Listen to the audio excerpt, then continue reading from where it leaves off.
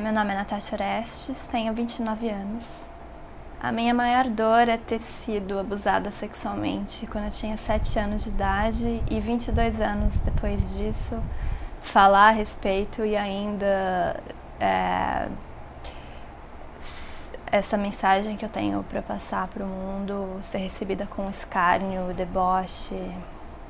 Essa é a minha maior dor.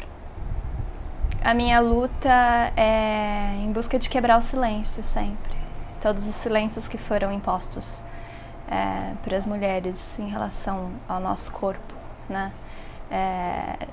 Tudo que é referente ao corpo feminino.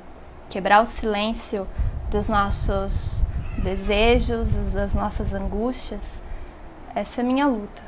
É bastante baseada em algo que eu tive contato depois da minha gravidez, que é uma poeta que se chama Audre Lorde, que disse que o silêncio nunca vai proteger a gente. Então eu tenho a quebra do silêncio como a minha luta, a minha grande luta.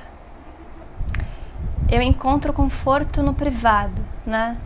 No campo público isso é muito mais angustiante, porque essas mulheres encontram em mim um canal, mas elas não conseguem falar para outras pessoas ainda, elas não conseguem quebrar o silêncio. Então, como a minha luta é pela quebra do silêncio, eu entendo que elas encontram em mim um refúgio, mas elas não precisam de um refúgio, elas precisam ser ouvidas pela sociedade, né? Então é angustiante, é reconfortante por um lado, mas é angustiante por outro lado. Eu encontro todo tipo de embate que é possível se encontrar quando diferentes personalidades e diferentes mulheres com diferentes acessos a privilégios se encontram. Então eu vejo que a gente está vivendo um ponto de tensão dentro da luta das mulheres, que é muito positivo, e seria muito mais positivo se as mulheres privilegiadas, né, pudessem descer um pouquinho do orgulho e escutar as mulheres que não são de classe média, porque no fim das contas, se as mulheres que não são de classe média não estiverem livres, as mulheres da classe alta também não estarão, porque se tem uma coisa que é comum a todas as mulheres é o estupro, né?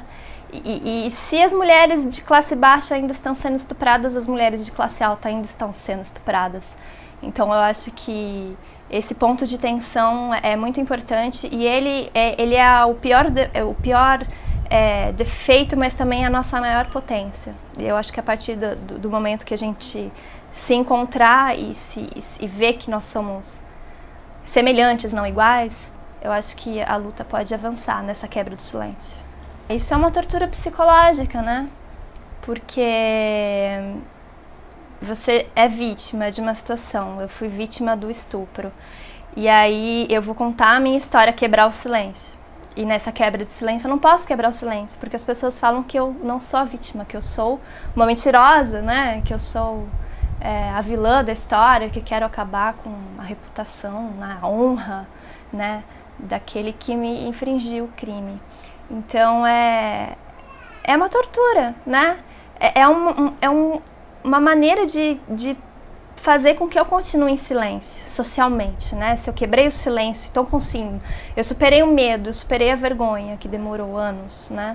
E aí eu consigo extravasar. E no que eu consigo extravasar, eu recebo essa desconfiança da parte da sociedade. Que assim, se eu tivesse dito que eu fui assaltada, isso não teria acontecido, né? Isso só acontece com crimes de estupro. Então é como ser estuprada pela segunda, terceira, quarta, quinta vez. Cada sinal de desconfiança é uma nova violência. A minha família ficou sabendo na pior circunstância possível, porque eu não falei nada. Imagina, eu vou falar... Como é que você chega para sua mãe e para o seu pai, que sempre te reprimiram sexualmente, para falar que você foi estuprada, né? Você sabe que eles não vão estar do seu lado.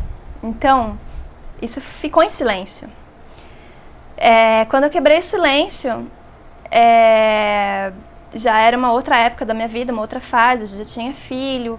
Então, eu acho que teve um pouco mais de respeito, inclusive porque ficou muito nítido na minha reação física de tremores e de trauma revivido, que aquilo era que eu estava sendo honesta e eu tive o apoio do meu pai, assim. Da minha mãe eu não tive, mas eu compreendo, eu não julgo a minha mãe, porque a minha mãe também teve uma vida muito difícil e provavelmente ela se viu em mim e ela não quis ver isso. Então eu compreendo a minha mãe e não vou julgá-la por isso.